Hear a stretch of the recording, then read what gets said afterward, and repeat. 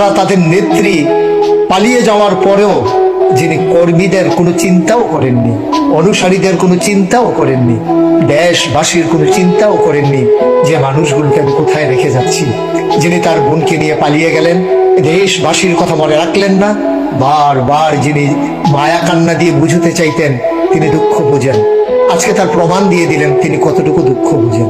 তার কর্মীদেরকে রাজপথে ছেড়ে দিলেন, তাদের বাড়িগুলোকে ওই প্রতিহিংসার শিকারের হাতে ছেড়ে দিলেন, তাদের জীবনের তিনি একটু পরোয়াও করলেন না।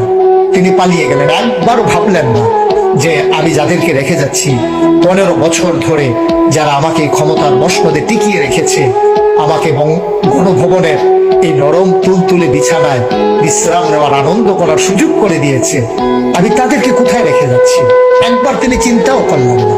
এটা নেতৃত্বের গুণাবলী নয়, এটা হচ্ছে ক্ষমতায় ভাগ করা, ক্ষমতা ভোগ করা।